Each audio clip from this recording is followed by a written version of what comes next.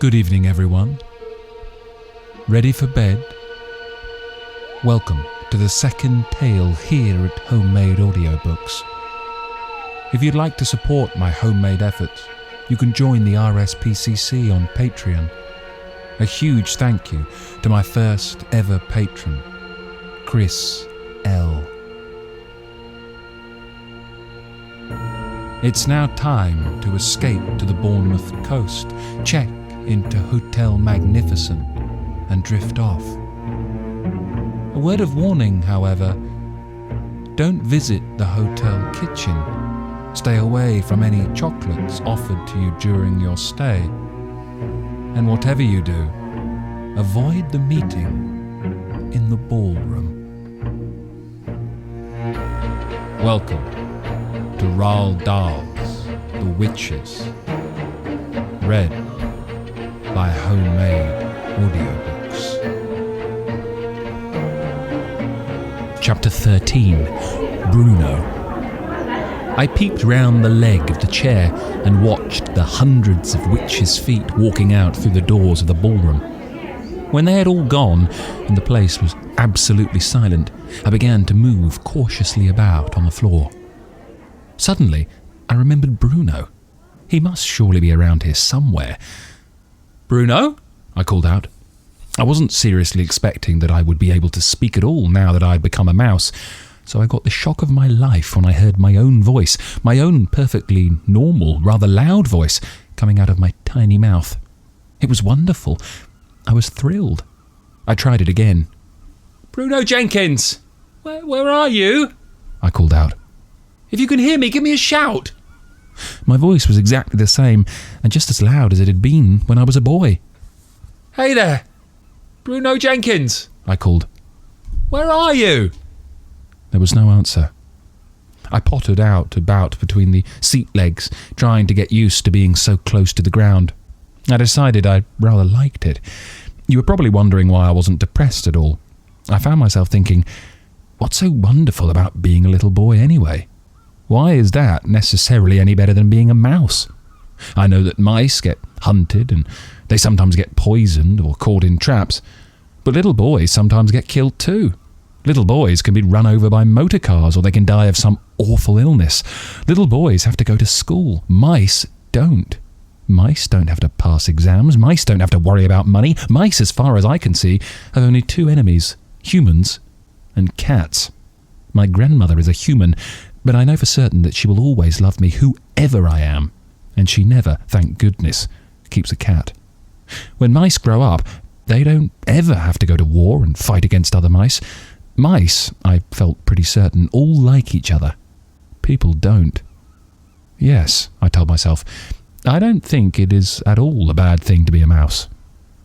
I was wandering around the ballroom floor, thinking about all this, when I spotted another mouse. It was crouching on the floor, holding a piece of bread in its front paws and nibbling away at it with great gusto. It had to be Bruno. "Hello, Bruno," I said. He glanced up at me for about 2 seconds, then went right on guzzling. "What have you found?" I asked him. "One of them dropped it," he answered. "It's a fish paste sandwich. Pretty good." He too spoke with a perfectly normal voice. One would have expected that a mouse, if it was going to talk at all, would do so with the smallest and squeakiest voice you could imagine. It was terrifically funny to hear the voice of the rather loud-mouthed Bruno coming out of that tiny mouse's throat. "Listen, Bruno," I said, "now that we're both mice, I think we ought to start thinking a bit about the future." He stopped eating and stared at me with small black eyes. "What do you mean, we?" he said. "The fact that you're a mouse has nothing to do with me." "But you're a mouse too, Bruno." "Don't be a fool," he said. "I'm not a mouse." I'm afraid you are, Bruno." "I most certainly am not," he shouted. "Why are you insulting me? I haven't been rude to you. Why do you call me a mouse?" "Don't you know what's happened to you?" I said. "What on earth are you talking about?" Bruno said. "I have to inform you," I said, "that not very long ago the witches turned you into a mouse. Then they did it to me."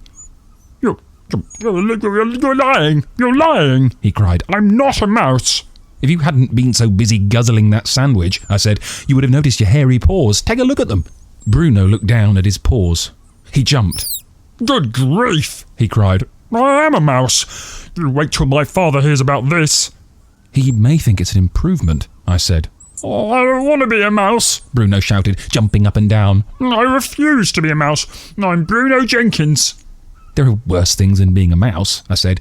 You can live in a hole. I don't want to live in a hole, Bruno shouted. And you can creep into the larder at night, I said, and nibble through all the packets of raisins and cornflakes and chocolate biscuits and everything else you can find. You can stay there all night eating yourself silly. That's what mice do. Now that's a thought, Bruno said, perking up a bit. But how am I going to open the door of the fridge to get at the cold chicken and all the leftovers? That's something I do every evening at home. Maybe your rich father will get you a special little mouse fridge all to yourself, I said. One that you can open. You say a witch did this to me? Bruno said. Which witch? The one who gave you the chocolate bar in the hotel lobby yesterday, I told him. Don't you remember? Oh, the filthy old cow, he shouted. I'll get her for this. Where is she? Who is she? Forget it, I said. You don't have a hope. Your biggest problem at the moment is your parents. How are they going to take this? Will they treat you with sympathy and kindness? Bruno considered this for a moment. I think, he said, that my father is going to be a bit put out. And your mother? She's terrified of mice, Bruno said. Then you've got a problem, haven't you? Why only me? He said. What about you? My grandmother will understand perfectly, I said. She knows all about witches. Bruno took another bite of his sandwich. What do you suggest? He said. I suggest we both go first of all and consult my grandmother, I said. She'll know exactly what to do. I moved towards the doors, which were standing open. Bruno, still grasping part of the sandwich in one paw, followed after me. When we get out into the corridor, I said, we're going to run like mad. Stick close to the wall and all the way and follow me. Do not talk and do not let anyone see you. Don't forget that just about anyone who catches sight of you will try to kill you. I snatched the sandwich out of his paw and threw it away. Here goes, I said. Keep behind me.